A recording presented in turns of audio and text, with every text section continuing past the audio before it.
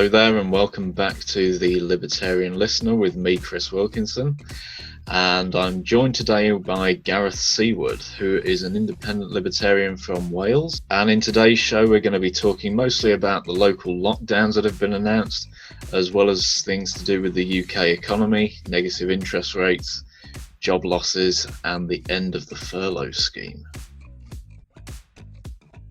So the first topic today is on local lockdowns. I've got a quote from the Metro here. It says, England will be split into three with areas labelled as medium, high or very high risk, and such titles will inform the public and officials of the, quote, appropriate interventions, end of quote, needed. Any area categorised under level 3 or very high risk will see the harshest measures imposed. From 5 p.m. on Wednesday, hundreds of pubs and bars in North England are set to be ordered to close for a month under Tier 3. So we've got this new tiered system of categorisation, all the rules and regulations that go with it changing from week to week.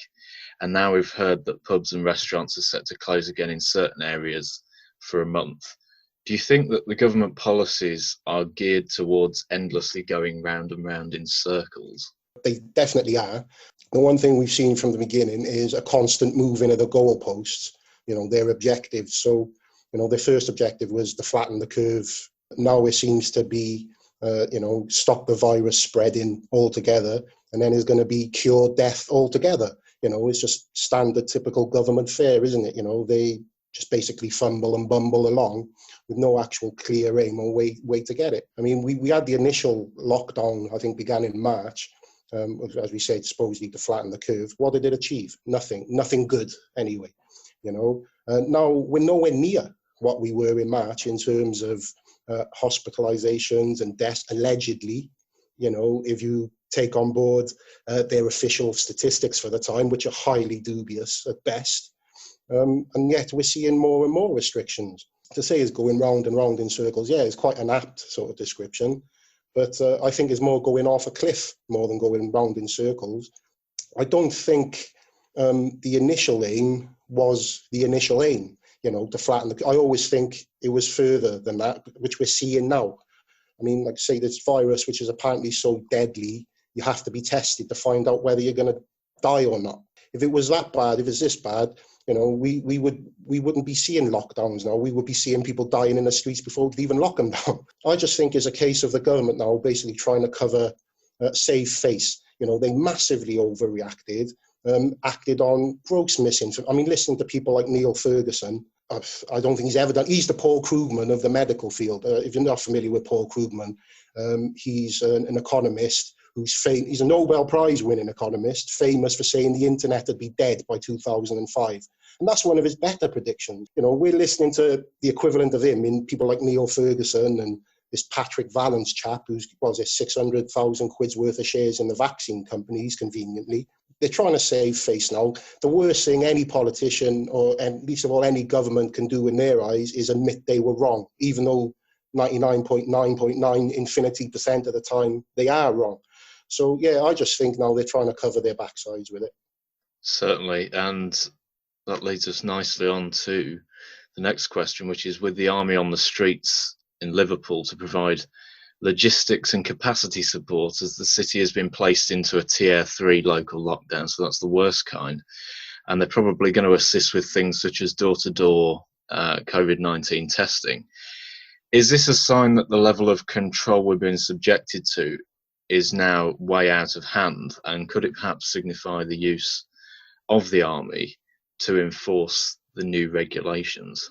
Absolutely. It's been way out of hand before we've got to this point. But as a libertarian yourself, you'll know the famous quote, nothing is so permanent as a temporary government action.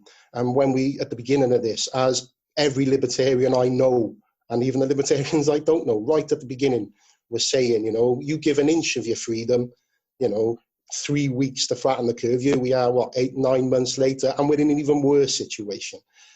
So any step we see in the wrong direction as far as liberty goes is an ominous step that isn't going to improve. Boris Johnson, I mean, I see some quotes, I've even heard him refer to himself as libertarian. That is an absolute cheek beyond cheek. The goal to call that man a libertarian, he's the most authoritarian prime minister we've ever seen certainly in my lifetime. He's a fraud from the beginning. He missold himself during the last general election, as well most politicians do, but he's way off the charts. That man's got to go, and he's got to go now. I think with the introduction of the army, it's not for this, voluntary helping to, administer tests and all that. No, it's a step forward into the wrong direction. Another step forward into, the dystopian, the draconian society. It's 1984, isn't it? No, it's not a good sign at all, and I don't buy the nonsense. It's just to support. Yeah, it is to support, but not, in the nice and friendly way it's being portrayed as. And you can call me all you like, the conspiracy theorists and all this nonsense, is all there playing the scene. It has been for months. If it hasn't bit you on the nose by now, I really wouldn't know what to say to you, Do you think that what with all of these things going on, there's a possibility of a fight back mounting against the government, not just from the public level, but also from officials as well, considering that we've got local authorities in the north that are speaking out against the regulations because of increasing levels of financial destitution and things like that in their areas? Yeah, absolutely. I mean, we're seeing some backtracking already. I think it was yesterday, one of the spokesmen from the WHO, the World Health Organization, they've changed their tune all of a sudden. No, lockdowns don't work, and, they're a huge detriment to the economy. And I mean, what's going on? And we've seen recently with the Barrington petition or report, originally 7,000 medical experts and scientists. These are people not to be sniffed at. These ain't the general man on the street. These are informed, educated people in this specific field. I do think there is a fight back. Enough is enough. The public, or the majority of the public I see anyway, they are fighting back. I mean, you've seen yourself all the protests going around in the country, massive numbers of protests, massive, numbers of people there. The ones in Trafalgar Square a few weeks ago. I think we had one in Cardiff, was it yesterday? That sort of the public dissent is there. And I do think we're seeing more and more. I mean, even in the cabinet itself, there's hints with Rishi Sunak to an extent. Even he is a bit sort of, come on, we've got to get the economy started at some point. So yeah, I do think we will see a fight, but I think it's beginning. How successful it will be, that depends on, the will of the people. But I do think we will see some more dissent. So now we're moving on to the UK economy. And considering that the Office for National Statistics has reported that the UK borrowed 172.2 billion between January and August this year, is there any real prospect of Britain being able to pay any of that back, considering the coronavirus has provided an excuse for the government to borrow its way into oblivion? And do you think that the big state tax rises to come are going to further destroy wealth and liberty, particularly among the poorest? Short answers to both your questions is no and yes. And I'll explain. You hit the nail on the head there, first of all, when you said COVID has offered an excuse. I mean, we were in a bubble anyway. We've been in a debt bubble for a while, since the 2008 crisis, at least, it's never recovered. The COVID pandemic was literally the prick that burst that bubble. It's come along as a convenient excuse. Debt levels, I mean, I know this is the most overused word in 2020, but debt levels are unprecedented. Consumer debt, corporate debt, government debt, and that bubble was just getting worse and worse and worse. Our economy, and our problem with the economy is on fire. It's a raging inferno. And our answer is to pour petrol on that. All this stimulus, the QE, the buying of bonds, the loan, everything. It's making the problem much, much worse. It's inflating that bubble. What it will do, in effect, it will make the rich richer and the poor poorer. Because all that borrowing, all that printed money is going to create inflation. And as you know, with inflation, it's a stealth tax, and it's a stealth tax on the middle classes and the poorest. Something called the Cantillon effect, named after Richard Cantillon, a French economist, I think around in the 17th century, sometime thereabout. Basically, when they create all this stimulus, the money printing through the Bank of England, and bear in mind, we were having huge financial stimulus before COVID hit. Because if you remember back from September last year, the ECB, the European Central Bank, they were printing something like 20 billion a month. It was phenomenal amounts, and COVID come along and it's just sent it off the charts even more. When all this stimulus is sort of created and printed, it goes in at the top. It goes in through the government spending and the financial sector. They start, using that cash, which then creates a sort of demand in the economy, which is creating the cost of living and prices to rise. And by the time the effects of that hit the poorest of people, prices are rising, and the purchasing power of your money, due to the inflation, due to the money creation and the credit expansion, is diminishing. As I say, it doesn't take a rocket scientist to work out if the purchasing power of your money is going down and the cost of living is going up, that's going to hurt the poor. Where the rich will be sort of protected is most of the sort of rich and the wealthy, their sort of wealth comes in the shape of assets and, capital, and, very rarely, if ever, they rely on cash. And assets, as you know, are inflation protected in effect because their price increases in inflation. So, yeah, all we're doing, we are just making the bubble bigger. We're making the problem worse and worse. And we are hurting the poor more than anyone. And we're just making the rich richer. We may not necessarily see it today, tomorrow, next week, next year, but it will come. And the bigger and the more we inflate that bubble, the worse the damage will be. Absolutely. And there's already signs that economic hardship is on the horizon, because we've got the ONS statistics that have shown that the recovery is tapering off already. So the economic growth statistics show that the UK GDP is 9.2% below its February level. So should people be very worried of a long-term economic depression? And do you think that reality hasn't quite hit home for many of the people out there, particularly those on furlough, which is coming to an end at the end of this month? Absolutely. We were going to be facing depression regardless of COVID, as I mentioned previously. What's basically happening now with all this sort of government programs and stimulus, they're propping up a lot of zombie businesses. All these payments, they're keeping businesses which would have shut down without it anyway, regardless of COVID. Which is creating a sort of false economy for the moment. There will be a deflationary effect for a while, because the market is going to be saturated with various businesses which shouldn't be there. It's sort of masking the problem, and it's pouring petrol onto the fire, and we're just making that fire bigger, but we're not acknowledging it, and we won't see it for a while. These zombie businesses, which are being propped up through sort of government support and government schemes and grants, whatever, they're using up valuable resources. As an economist yourself, resources are finite, resources are scarce.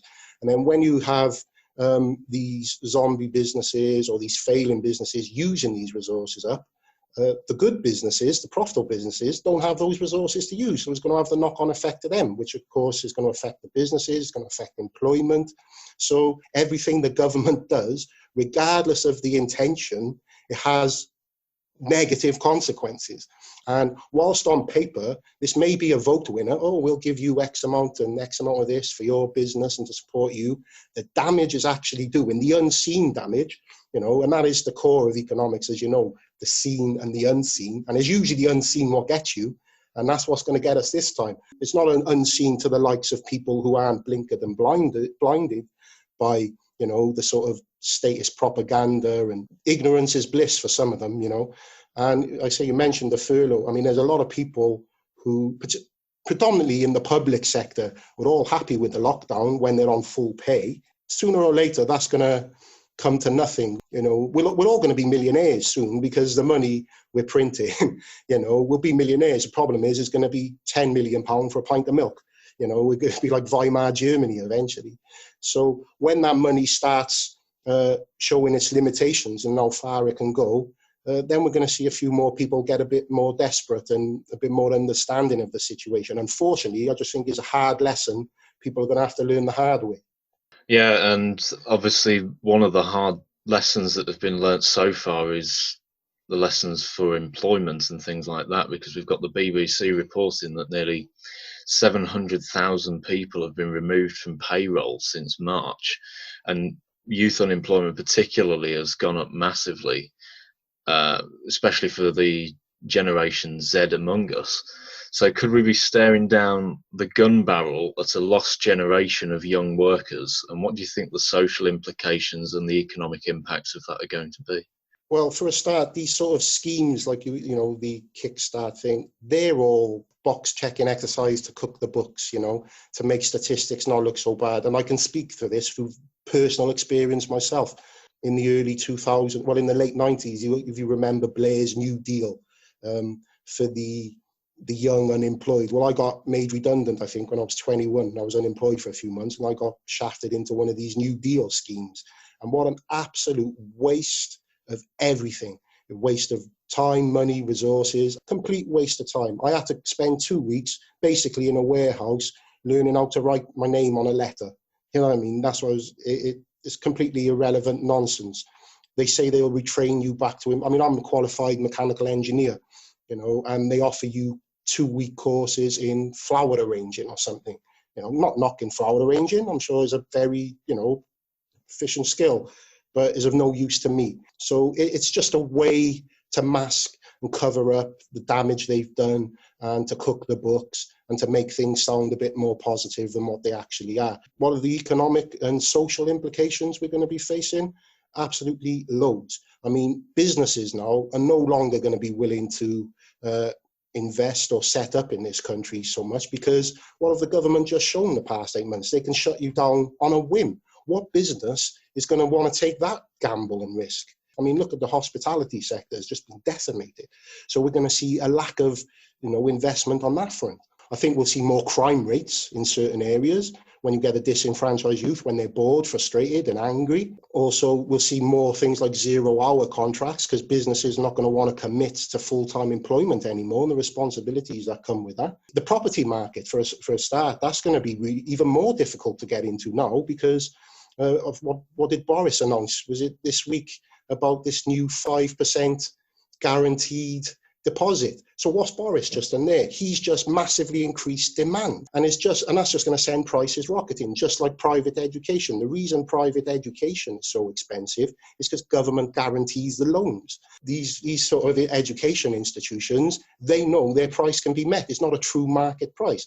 If you were selling a car and I was your customer and the government said to you, we'll cover the price no matter what, which one of us is going to be price sensitive? Neither of us are going to care. You're going to sell it for as high as, you can, and I won't care because I know the government's got my back on it, which then sets the prices rocketing. And another thing which is going to set the prices rocketing is what an effect of this lockdown. We'll see a lot of businesses now have learned and discovered they've no need for so much commercial real estate, offices, so many people working from home. So all these sort of property developers and so forth, they're going to be losing out big time on that front. So you can see the housing market with those factors, that's going to go through the roof. And beyond that, as the economist always knows, there's always the unintended consequences as well, things you can never predict that'll only sort of come to the front after the unfortunate damage is done. And our local council has just gone into the property market and knocked up a load of warehouses and starter homes. We've seen a hell of a lot of intervention coming from the central bank, the Bank of England. I've got a quote from Yahoo here. The Bank of England has written to banks on Monday to see how ready they are for zero or negative interest rates. The letter wanted to know specifically if there are any technology challenges to implementing negative rates. The BOE has set a deadline of the 12th of November for the banks to respond 1 week after the central bank's next monetary policy announcement. So what impact will negative interest rates have on the British economy, considering it was already in a bad way before? Andrew Bailey, the new Bank of England governor, has been talking about these negative rates as a tool in the bag for a little while now. Basically, what is a negative interest rate? A negative interest rate is when the commercial banks pay for cash deposits in the central bank, which is the Bank of England, and they will transfer that cost onto its customers. What negative interest rates do really is supposed to stop deflation and encourage sort of economic activity and spending, but it has an absolute negative effect on the economy because it discourages saving and encourages borrowing, spending, more debt, and the more we're borrowing, the more we're inflating. This is going to hurt the poor, again, as we said, more than anyone. Negative rates are supposed to sort of encourages to help boost the stock markets, because people look to the stock markets, to get a return on their savings, on their investments instead. When we have all this sort of easy money, this sort of big money creation, that's supposed to make that, an easy option to do. But this year, we've already seen this huge influx of easy money, and it hasn't happened, and it isn't happening. I mean, you look at the sort of the economy as a whole. I think the price to earnings ratio on the S&P 500 last time I looked was 17.5, which isn't bubble territory, but it's getting there. Basically, what the negative rates are going to do, we're going to see more borrowing, we're going to see more spending, more debt, no saving. And this is why we're in the mess we're in now to begin with, because people aren't solvent anymore. We got nothing for a rainy day. So when that debt bubble bursts, as COVID conveniently come along and prick that bubble, we're in dire straits. So negative rates is a stupid idea. It's a Keynesian's dream, and that's why it will happen. I used to be, going back a few years, I used to be really shocked when I see some of these economic sort of policies and decisions, but now it's unshockable anymore. And that brings us finally on to the last question, which is, considering the rumours of splits between Prime Minister Boris Johnson, who wants to get control of the virus, and Chancellor Rishi Sunak, who wants to get the economy going again, could we see political paralysis as well as an economic malaise as time goes on? And what would the implications, long-term implications, be for people's lives? I think there is a danger of that, of a political paralysis. It all depends on how long or how much Boris can maintain his grip over the Tory majority. Sunak seems pretty popular. How much of a threat can... I mean, again, I'm not entirely sold on... I mean, I completely disagree with his policies, but I do agree with him on we need to get moving again. At least that's something he's saying, that's right. But it depends on how much sort of influence he has within government. I mean, to be honest, I'm lost for words at the sort of almost sort of childish petulance of Boris. Is like, no, I am right, and I'm going to stamp my foot harder. And I think the more, as we've been seeing, the more he's sort of challenged in his decisions and presented with factual data and information, the more he seems to double down. What you're saying, what are the long-term effects for people? I think if somebody like Sunak or anyone else dares sort of challenge King Boris and, his mighty decrees, is Boris going to start doubling down even more to prove his point? And, we could see even, I mean, as you say, we got this new 3-tier system which has come out of nowhere. You literally got more chance of an elephant falling out of the sky and killing you, yet we're on these strict sort of restrictions again. Although it might seem good that we're having someone in the cabinet or in the government challenging Boris, such as Sunak, it depends on the weight of influence they carry with the rest of the party, because it could just make Boris even more deranged. He is the mad king at the moment, So I think it's going to have bad consequences. This has been a very negative interview, hasn't it, Chris? Everything I said is going to have bad, but that's the way at the moment, So yeah, that's my answer to that, and I hope I'm wrong. I really want to be wrong, but we'll have to see. Well, Rishi Sunak, obviously, he wasn't Boris's first chancellor. He replaced Sajid Javid, who was the only chancellor, I believe, in British history who was sacked for trying to give people a tax cut on their incomes. William Boris, yeah. All right, thanks, Gareth. It's been a great time having you here. Brilliant. Thanks, Chris. Thanks for having me on. Really enjoyed it. And now we're going over to Jason SALVESEN, who's going to be talking to us about the economic miracle behind Singapore. Hi, everyone. Welcome. Thanks for tuning in. So, in my my journey to libertarianism and the subsequent sort of discussions I've had with friends and family in regards to the ideas of liberty and how they would actually be implemented in the real world. A lot of people ask that. They say, well, if these ideas are so great, show me an example where they've been implemented and have been successful. And it turns out that there is such a place, and that is the city-state of Singapore. Now, I want to read you a quote from the late Prime Minister Lee Kuan Yew, who was Prime Minister from 1959 to 1990. He said, "When governments undertook primary responsibility for the basic duties of the head of the family, the drive in people weakened. Welfare undermined self-reliance. People did not have to work for the well-being of their families. The handouts became a way of life. The downward spiral was relentless as motivation and productivity went down. Most people lost the drive to achieve because they paid too much in taxes. They became dependent on the state for their basic needs." Well, I don't know about you, but that sure sounds like something you'd hear coming from a libertarian. Now, I am going to take you through a few other facts and figures as to how he went about transforming Singapore into what I believe to be something akin to a libertarian society. And I'm going to read a few bits out, correlated a few bits of information from a few articles, so bear with me. Lee Kuan Yew and the party that he founded in 1954, the People's Action Party, was able to transition his country from a developing third world country into a first world country in a single generation. To do this, he embraced things like free trade, capital formation, rigorous meritocratic education, low taxes, and a reliable judicial system. He raised the per capita income of his country from $500 a year to some $52,000 a year today.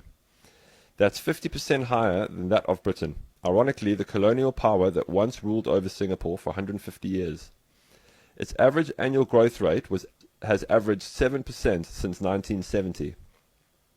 The Fraser Institute's Freedom of the World report lists Singapore as the second freest economy in the world, right behind Hong Kong. And as many Austrian economists have said for decades, economic growth goes hand in hand with a free economy.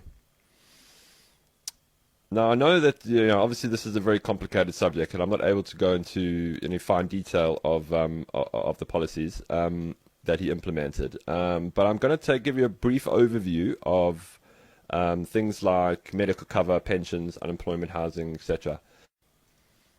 So in Singapore, if you are under the age of 50 years old, you're expected to set aside 20% of your wages, and employees must contribute another 16%, so totaling 36%.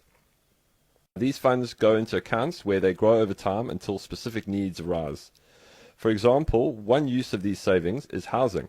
About 90% of Singapore households are homeowners, the highest rate of home ownership in the world. In 1984, Singapore started an extensive system of MediSave accounts, where 7% of the 36% required savings is for healthcare, and is deposited into a separate account for each employee. Individuals are automatically enrolled in catastrophic health insurance cover, costs of which are from as little as £26 a year for 29-year-olds to £288 a year for someone who is 69. Now, you might be thinking, what kind of health outcomes do they have in Singapore? Well, life expectancy ranks higher than most other developed countries at 84, and infant mortality rates are among the lowest at 2.6%. For comparison, the WHO ranked the US 37 in the world for quality of care in 2001 and ranked Singapore in 6th place. The same mandatory savings for each citizen in Singapore are also used for things like unemployment and pensions. Now, in my opinion, the most extraordinary thing about this whole system is that when this money is deposited into these separate accounts, these accounts are actually in the individual's name and actually remain their property. And when someone dies, it remains their property, and that can be passed on in their will to kids, family members, whoever they like. And it's not taxed; it's passed on in its entirety, and there's no estate tax or death tax or any of that nonsense. And here's another excerpt from an article which is published in the Foundation for Economic Education. The first thing to know about Singapore's welfare system is that qualifying for welfare is notoriously difficult by the standards of most of the developed Western world. The Singapore state's position on welfare handouts is undergirded by a staunch economic philosophy of self-reliance and self-responsibility, where the first line of welfare should be derived from one's individual savings, the family unit, and local communities before turning to the state. The state, in other words, should not act as the guarantor of means, but merely the guardian of final recourse. So obviously Singapore is a very different country to the UK, because they only have 6 million people versus our sort of 70 odd million. However, I still think there's some valuable lessons to be learned here, and I encourage anyone who's interested to go and read in a bit more detail about what he's done, what the Prime Minister did over the last few decades, and what a success story it's become. But anyway, next time you're having a chat with someone and they ask, give me an example of where these libertarian ideas have succeeded, and now you know. So thanks very much for listening, and we'll see you next time. And that's all for this week on the Libertarian Listener. I hope you've enjoyed it. And if you have, why not check us out on social media, the links to which are in the description below. Next week, I have with me Mike Swadling of the Croydon Constitutionalists, so you've got that to look forward to. But until then, thanks for listening.